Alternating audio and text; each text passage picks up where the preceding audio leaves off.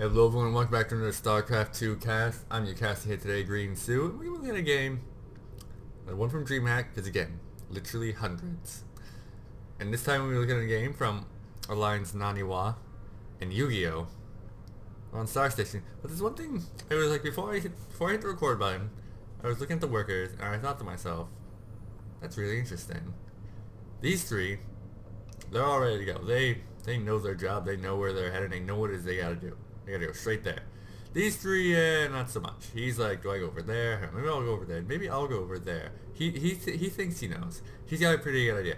This guy, he's kind of sharp. You can see this one's a little off angle. This guy, he's pretty much headed, but they all look a little disheveled as opposed to these three. And it's the same thing true for these six over here. You got these three Jones. They know what they're doing. They're going straight for those minerals.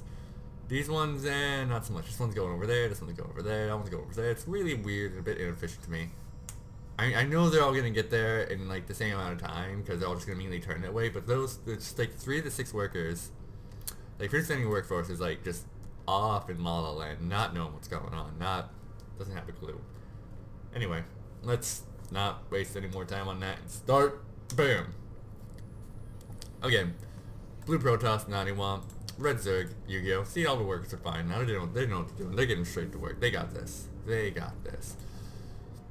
Nani was one of those players that probably like has the most historic play just based on how many teams he's been through. Like he can say he's been in so many teams. Quantic, Alliance. I want to say no. I don't think he was at Root at one point. A lot. He was on a lot of teams, none of them which I can think of right now, but a lot. Quantic, Complexity. Yes, he was on Complexity, and I mean, I'll never botch him for just switching teams. I mean, if he had a better option in another place, there's no reason not to go for it. No reason not to just say, hey, I like the idea of a new team. Something maybe they'll offer you something better. Maybe, who knows? They can offer better pay, better housing, better transportation like fees, better living expenses. I don't know. I don't know. There's many reasons to switch teams, and there's no reason to hate on someone for that. The reason I don't like Naniwa is I look at his face and I feel like I wouldn't get along with that guy on like a personal level. Respect him as a player, very good player. Does, but I feel like I just see him like just that thing. Like those kind of people you see him like I just don't. There's no reason for me not to like this person. They don't do anything wrong. Just don't care for them. And that's just my feeling towards Naniwa. Not that it really makes a difference. But that's just where I think. We'll see a pull before hatchery for Yugioh. Speaking of Yugioh, that's an egg beater. I don't know if you can hear that, but it's definitely going off. Good for me. I already set the cooking to cooking. All right, good assimilator. Anyway, Yugioh was one of those players who came up around the end of Wings of Liberty and really just kind of stormed through the GSL from just the challenges to the Code B, Code A, Code S, got really far for himself. And on the plus side, he reminds me of my youth where I played a children's card game for money. Now I play Magic, which is a man's card game. So much different. Magic so much different from Yu-Gi-Oh! And I'm not even joking around, it's like so much different. I enjoy it more. See other card games around, like Vanguard, that is a crappy card game. Any card game that's like so luck based, like Vanguard, where every time you take damage you have to flip your next card and that does something for you. As far as you know, it could just be an instant win card, like who knows.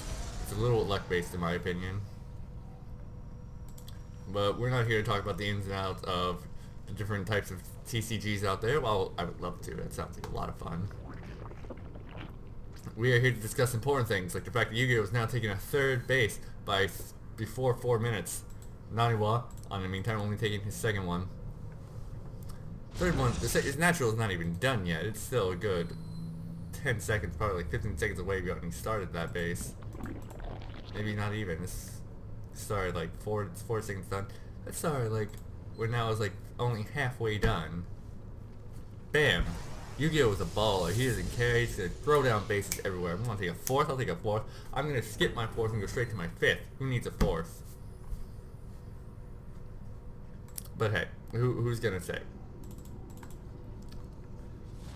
Now I'm actually going a very risky opening where he didn't like wall off at all. He just had barely even was producing. He produced one zealot. Like that's enough for me. I don't need anything else.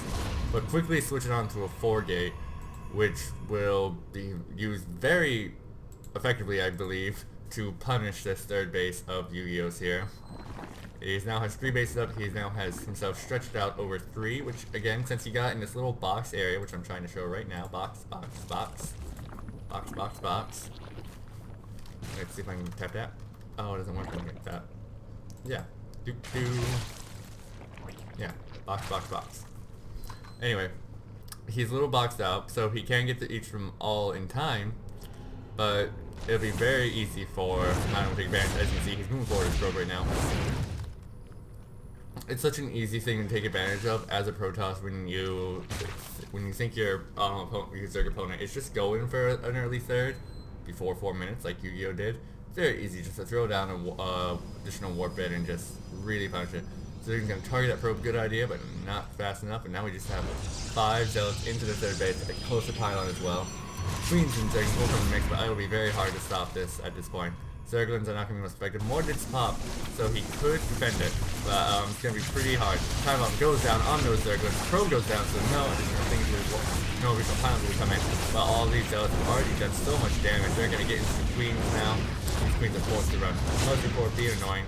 Additional zealots being warped in. Will the Military Core go down? Ooh, that would be a very good win for Yugioh, but no, he does not have the slug. Now we will see the roaches begin to pop. Very good call to get that roach swarm. It will actually be very helpful against these zealots. All the armor against these just little stitches, I like to call them. He may in fact lose this. I'm not sure. No, it looks like he... Well, no, the Military Core can't sit there and take away of it. I don't know. Will it? Yes, it's going to go down. So good pickup for Naniwa. They're taking down they're doing some good economic damage. He will lose 2 pilots in the process, but hey, who cares? Back home though, Naniwa has been busy. Threw down a Stargate, producing Void Rays, wherever that Stargate is. There it is. Forgetting to set his rally point. Naniwa, you have a probe. You have an idle probe, Naniwa. This is killing me. He forgot to set it there. Set now. He set it now. He still has an idle. There it goes. Beautiful. That was painful. Now the Void Ray is out, and it is doing the damage it must. By must, I mean the only thing it can do. And that is laser things to death. That was Yugioh just like saying, well, I held off the aggression. I lost the third base, but hey, I'm already gonna back up. I saw the Void Rays and get up the Spore Crawler since they don't require an Evolution Chamber anymore. Good for him. And now he's got his Lair Tech out. Probably gonna go straight up to high pretty fast. Yugioh usually likes to go really fast for those Brood Wars. Brood Lords, not Brood War. Good thing too, Brood War. Brood Lord's very different though. Actually they'll be going for a Hydra Dent in order to deal with all this air. And by all this air, I mean 1 Void Ring. Little overreaction maybe. But hey, Hydras are good in themselves with all their DPS. He's not seen any Stalkers yet either. Just Zealots and Sentry, so actually some Hydras would be pretty helpful in this situation, as he'll have a large amount of DPS to go out, especially since he already has the Roaches out and we'll be able to back them up. So good for him there. He is producing Phoenixes, may start getting a number of those out, and the Overseer will come in. I don't think he must have seen something. No, wait, no, there's nothing here to see. All the seen things were up here, and I don't think he got them. Unless he flew in from the other side. He did see that. He did see the robotics, so no, he did see all the things. He did see all the things worth seeing. So good for him, he knows what he's up against. And in response, all he has to do is make more Hydras. That's all he has to do is make more Hydras. Make a Spire, see if he can get up to Hive maybe. Whatever he feels would be best for himself, which the Spire is not actually a terrible idea at this point in the game. Additional gateways. Oh dear. He will now be up to 6 gateways. That's a large amount of production power. Problem with Naniwa though is, what is this scouting been like? Nil to zilch. Nil to zilch.